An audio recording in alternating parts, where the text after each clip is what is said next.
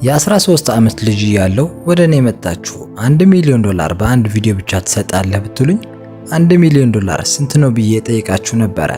$100 ከ$100 ትንሽ ቢበልጥ ነው ብዬ ነው ማስበው። ለኔ በዛ ጊዜ $50 በጣም ብዙ ነው። ተወልጄ ያደግኩት ኖርዝ ካሮላይና ውስጥ በምትገኝ ትንሽ የከተማ ውስጥ ነበረ። እኔና ወንድሜ ብቻ ነበርን። እናቴ ነበረች የምታሳድገን። አስተዳደጌ ምንም ለየት ያለ ነገር አለው ብዬ ለመናገር ይከብደኛል። እንደ ማንኛውም ህፃን ልጅ ነው ያደግኩት። ሀብታምም አልነበርንም። በቃ በትንሽ የቤት ውስጥ ነበር ያደግነው። አንድ ነገር ግን በደንብ አስታውስ ነበረ። ምንም እንኳን ልጅ ብሆን ከሌሎች ሰዎች ጋር አንድ ላይ መሆን አልፈልግም ነበረ።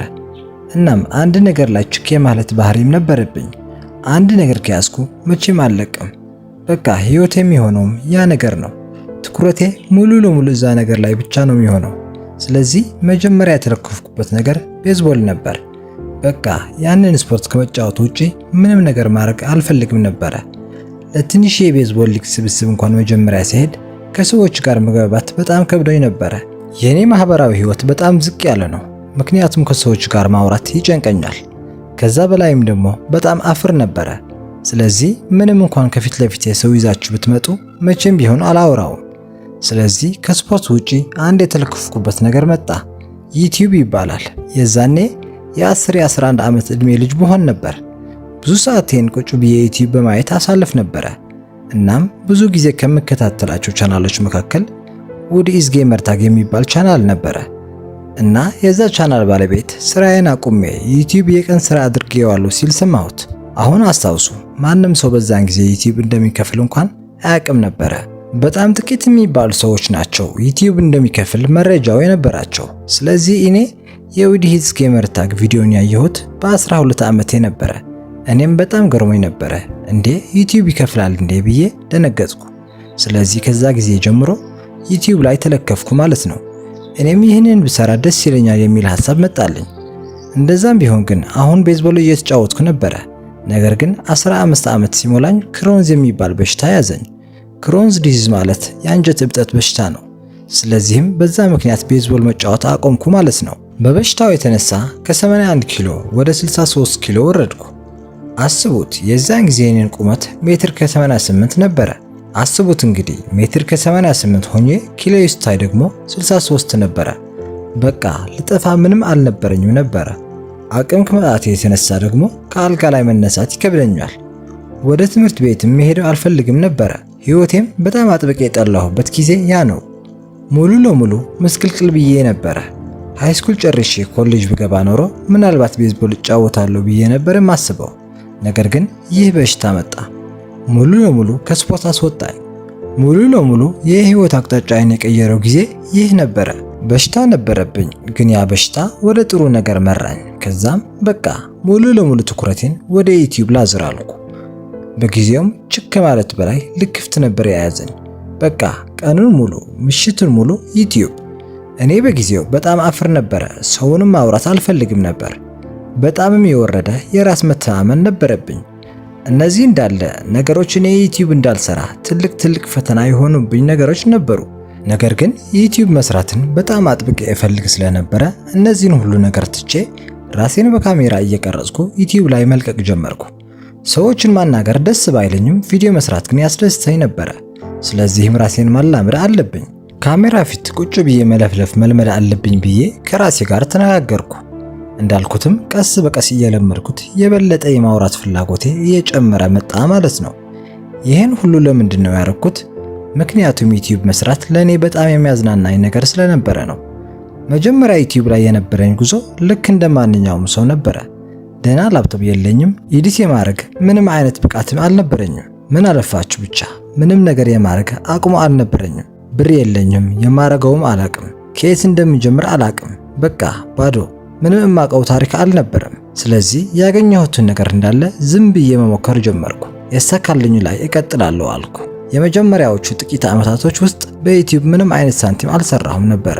ዩቲዩብም ደግሞ የሚከፍለን ማስታወቂያ በቪዲዮአችን ላይ ሲታይ ብቻ ስለሆነ ምንም አይነት ገንዘብ አላየሁም። ማስታወቂያዎች በቪዲዮአችን ላይ እንዲመጡ ደግሞ የሚከታተሉኝ ሰዎች ትንሽ በዛ ማለት ነበረባቸው። ስለዚህ ገንዘቡን እርሱት። በጊዜው የምሰራቸው ቪዲዮዎችም በጣም የወረዱ ነበሩ። በጣም ደባሪና አሰልቺም ናቸው። ስለዚህ ሁልጊዜ ማታ ማታ ከመተኛቴ በፊት ስራዬ በጣም ደባሪ ሆነዋል። በዛውም ልክ ግን ብዙም ልፋት አለው። በዛ ላይ ደግሞ ወዴትም እየተንቀሳቀስኩ አይመስለኝም እያልኩ ነበረ እምተኛው። ነገር ግን ለራሴ እንደዚህ አልኩ፣ እንዲሁ ዝም ብዬ መስራት ያለብኝ ነገር ብቻ እየሰራሁ ልቀጥልና የሆነ ሰዓት ላይ ትክክል መሆኔ አይቀርም አልኩ። በወቅቱ ለምን እንደዚህ አይነት አመለካከት እንደነበረብኝ እኔ ራሱ ግራ ገብቶኛል። ዋና ምክንያት ብዬ የማስበው ነገር የምሰራው ነገር በጣም አጥብቄ ስለምወድ ፍጹም ያንን ነገር መስራት ማቆም አልቻልኩም። ሁሉ ጊዜ ልተወው እያልኩ ባሰብኩ ቁጥር ወደዛ ነገር የበለጠ እሳባለሁ። በቃ አንድ ቀን ዩቲዩበር እሆናለሁ የሚለው ሐሳብ ብቻ እኔን ያስደስተኝ ነበረ። በስራ ላይም እንዲያቆየኝ ይህ ብቻ በቂ ነበረ። አሁንም ነገራችሁ ነገር እንዳለ ሃይስኩል እያለሁ የነበረው ጉድ ነው። ዓላማዬም ደግሞ ኮሌጅ ላለመግባት ነበረ። እናቴ በጣም ኮሌጅ እንድገባ ትፈልጋለች። እኔ ደግሞ 18 ዓመት ሳይሞላኝ ኮሌጅ ላለመግባት የሚያስችለኝ ብር መሰብሰብን ተያያዝኩት። እንደፈራሁትም ሆነ ሃይስኩል ጨርሼ ወደ ኮሌጅ መግቢያ ዓመት ላይ ደረስኩ። ኮሌጅ መግባት አልፈልግም ስል እናቴ ኮሌጅ ማትገባ ከሆነ ከዚህ ቤት አባራለሁ አለችኝ። ስለዚህም እሺ ኮሌጅ እማራለሁ ብዬ ጠዋት ኮሌጅ እንደሚማር ሰው እወጣለሁ። ቀኑን ሙሉ መኪናዬ ውስጥ ቪዲዮ ኤዲት አረጋለሁ። ማታ ማታ እገባለሁ፣ ሌላ ቪዲዮ እቀርጻለሁ። በነጋታውም ደግሞ ትምህርት ቤት መሄድ እያስመሰልኩ መኪናዬ ውስጥ ቁጭ ብዬ አሁንም ቪዲዮ ኤዲት አረጋለሁ። እንደዚህ እያረኩ መኖር በቀጠልኩበት በመጀመሪያ ወር ውስጥ $20,000 ማግኘት ቻልኩ። ወደ እናቴ ጋር ሄጄ እስከ ዛሬ እየተማርኩ አልነበረም፣ ዩቲዩብ እየሰራሁ ነበር። አሁን በቂ ገንዘብ ስላገኘው ከዚህ ቤት ለቅቄ እወጣለሁ ብዬ ወጣሁ። ስለዚህም ከዛ ቀን በኋላ ሙሉ ለሙሉ ነፃነቴን አገኘው። ጠዋት እነሳለሁ፣ ቀኑን ሙሉ ዩቲዩብ ስሰራ አመሻለሁ፣ ማታ ደግሞ እተኛለሁ። ይህንን ሳይክል በጣም ስደጋግመው ነበር። በዚህ ምክንያት ቪዲዮዎችን በጣም እየታዩልኝ መጡ ማለት ነው።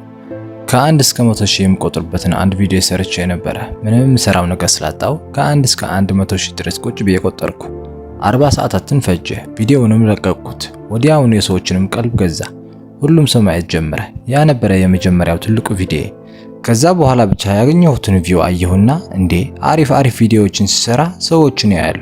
ስለዚህ ከዚህ በኋላ ለየት ያለ በጣም አሪፍ የሚባሉ ቪዲዮዎችን መስራት ነው ያለብኝ አልኩ። ስለዚህ በተቻለኝ አቅም የፈጠራ ችሎታዬንና ሁሉም ሰው ሊያገኘው የማይችለውን የራሴን ልዩ የሚያደርገኝን ነገር ማድረግ ጀመርኩ። ለምንድን ነው ሌሎች ሰዎች ማድረግ የማይችሉት? ምክንያቱም ብዙ ስራና ብዙ ሰዓትን ስለሚጠይቅ።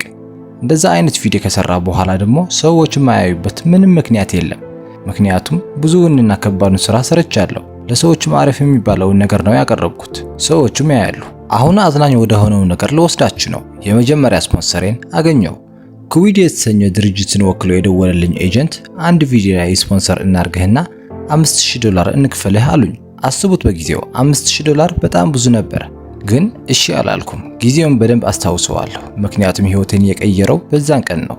የቤታችን መኪና ማቆሚያ ጋር ቆሜ ኤጀንቱን በስልክ እያናገርኩት ነበረ። አይ 5,000 አልፈልግም 10,000 አድርገው አልኩት። እሱም ደግሞ አይሆንም $5,000 ነው የምንከፍለው አለኝ። እኔም ደግሞ አይሆንም $10,000 ስጠኝና ወጣ ብዬ ለጎዳና ተዳዳሪ $10,000 ሙሉ ለሙሉ እሰጣለሁ አልኩት። ኤጀንቱን በጣም ተገረመና እሺ ብሎ ፈቀደልኝ። ቪዲዮውንም ሰራሁት፣ በጣምም ተወደደ። ጎዳና ተዳዳሪውም በጣም ደስ አለው። ኩዊድ የተሰኘው ድርጅትም በጣም ደስ አላቸው። ምክንያቱም ደግሞ ቪዲዮ በጣም ታይቶ ስለነበረ እኔም በጣም ደስ አለኝ። ስለዚህ ያለፈው ቪዲዮ በጣም አሪፍ ስለሆነ አልኩና ያ ቪዲዮ ባመጣው ገንዘብ ደግሞ ሌላ እንደዛ አይነት ቪዲዮ ሰራው። በዛ መሃልም አንድ ሐሳብ መጣልኝ። ሰዎች ስፖንሰር ሲያደርጉኝ ሙሉ የስፖንሰርሺፕ ገንዘቡን ሰውን ለመርዳት ብጠቀምበትና ያ ቪዲዮ ደግሞ በደንብ ከታየ በኋላ ቪዲዮ በሚከፍለኝ ደግሞ በቀጣይ ቪዲዮ ሰዎችን ለመርዳት ባውለው ከዛም ደግሞ ያ ቪዲዮ በደንብ ታይቶ ሌላ ስፖንሰር ያመጣል። እንደዚህ እያለ ሳይክሉ መቼም ሊቆም አይችልም ብዬ አሰብኩና ከስፖንሰርሺፕ የማገኛቸው ገንዘቦች እኔ ሰዎችን ለመርዳት ተጠቀምኩባቸው ማለት ነው። ስለዚህ እንደዚህ በቀላል የተጀመረ ነገር ቀስ በቀስ እያደገ የገንዘቡንም መጠን በጣም እየጨመረ መጣ ማለት ነው። በአንድ ቪዲዮ ብቻ 40 መኪኖችን ሰጥቻለሁ። በሌላ ቪዲዮ ደግሞ $1 ሚሊዮን ሸልሜያለሁ። ከዛም አለፍ ሲል ደግሞ ደሴት ገዝቼ ለሰው እየሸለምኩ ነው። ገንዘብ ለማግኘት ብቻ አልነበረም ገንዘብ ሳገኘው የነበረው። እኔ እንደማስበው ከሆነ በህይወት ግብ ካላችሁ የሆነ የምታልሙት ነገር ካለ እነዛን ረጃጅም ምሽቶች እንድታልፉ የሚረዳችሁ ይመስለኛል። ምክንያቱም ደግሞ ማሳካት የምትፈልጉት የሆነ ነገር አለ። ስለዚህ በየአመቱ መልፋት የሆነ ሰዓት ላይ በቃኝ መረረኝ የሚያሰኛችሁ ጊዜ አለ። ነገር ግን የዛኔ ከተስፋ መቁረጥ ስሜት በላይ እናንተን ሊያስቀጥላችሁ የሚችል ትልቅ ምክንያት ከኋላችሁ ሊኖር ይገባል። እኔ በጣም ታዋቂ ለመሆን ወይም ደግሞ ገንዘብ ለመስራት ብቻ አልነበረም ዓላማዬ፣ ከዛም በላይ ስለነበር ነው መቀጠል የቻልኩት ይለናል። ዓለማችን ላይ አሉ ከሚባሉ በጣም ትልልቅ ዩቲዩበሮች መካከል ቀዳሚው የሚባለው በቪዲዮዎችም ላይ ብዙ ገንዘቦችን በመስጠት የሚታወቀው ሚስተር ቢስት ወይም ደግሞ በትክክለኛው ስሙ ጄምስ ዶናልድሰን። እስከ መጨረሻው ድረስ ስለተከታተላችሁኝ አመሰግናለሁ። ቻው